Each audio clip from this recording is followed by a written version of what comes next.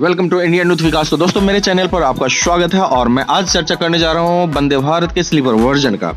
तो दोस्तों इससे पहले मैं आपको बताना चाहूँगा, यदि आप मेरे चैनल पर नए हैं और मेरे चैनल को सब्सक्राइब नहीं किए हैं तो इसे सब्सक्राइब कर लें। यदि आप सब्सक्राइब करते हैं तो मैं कोई भी वीडियो लगाता हूं तो आपको नोटिफिकेशन तुरंत मिल जाता है।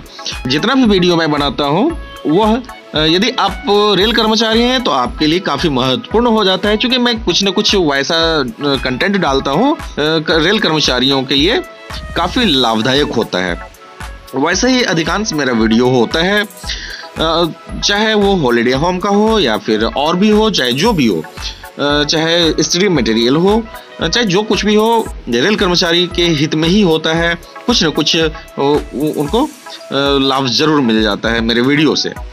तो दोस्तों मैं आपको बताना चाहूँगा कि अभी वंदे भारत का स्लीपर वर्जन अगले साल आने वाला है और अभी ट्रायल में चल रहा है। तो यूट्यूब पर जो है कुछ नाम से यूट्यूबर सब इसे जो डालते रहते हैं। कोई बंदे अंत्योदय कह देते हैं, तो कोई बंदे साधारण कह देते हैं, तो कोई बंदे स्लीपर कह देते हैं। लेकिन कोई ऑथेंटिक नाम यदि हो जानकारी में तभी डालने।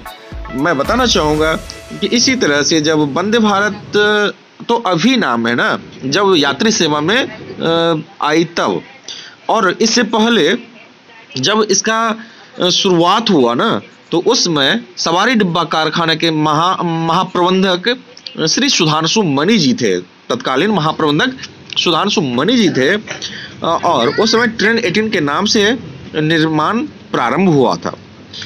लेकिन वंदे भारत यात्री सुविधा में जब लाया गया तब वंदे भारत नाम दिया गया, जो काफ़ी पॉपुलर भी हुआ। और यह एक भारतीय अर्ध हाई स्पीड यानी सेमी हाई स्पीड ट्रेन और भारत की पहली बिना इंजन वाली ट्रेन है, जो कि पूरी तरह से भारत में जो है डिजाइन किया गया है और भारत में ही निर्मित है। ऐसा पहली ट्रेन वंदे भारत है। दोस्तों मैं आपको बताना चाहूँगा कि वंदे भारत एक्सप्रेस में जो सुविधाएं उपलब्ध करवाई गई है यह आधुनिक है। हर चीज़ की चाहे जो आप बात कर लें, इसके कलपुर्जे की, इसकी बनावट की, इसकी यात्री सुविधा की या फिर इसके सेफ्टी फीचर की, तो हर चीज़ में यह काफ़ी अव्वल है। अब मैं आपको बताना चाहूँगा कि समाचार चैनलों से जानकारी प्राप्त हो रहा है कि 2024 में वंदे भारत का स्लीपर वर्जन यात्री सेवा में चालू कर दी जाएगी और प्रत्येक वंदे भारत स्लीपर में कुल 857 बर्थ बताया जा रहा है समाचार चैनल के द्वारा, जिसमें से 823 बर्थ यात्रियों के लिए बताया जाता है और 34 रेलवे स्टाफ के लिए बताया जाता है। और यह भी बताया जा रहा है कि प्रत्येक कोच में एक मिनी पेंट्री होगा तथा 3 शौचालय भी होगा।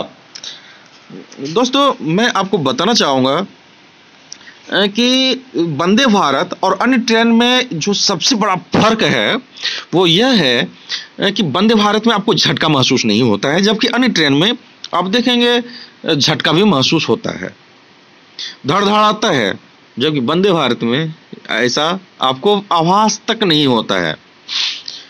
तो यदि आप ऐसा कल्पना किए होंगे, आभास किए होंगे, तो शायद आपको या फिर सफ़र किए होंगे तो आपको पता चल गया होगा। चाहे वो शताब्दी एक्सप्रेस हो, राजधानी हो, चाहे अन्य ट्रेन से तुलना कर लीजिए इसका वंदे भारत का।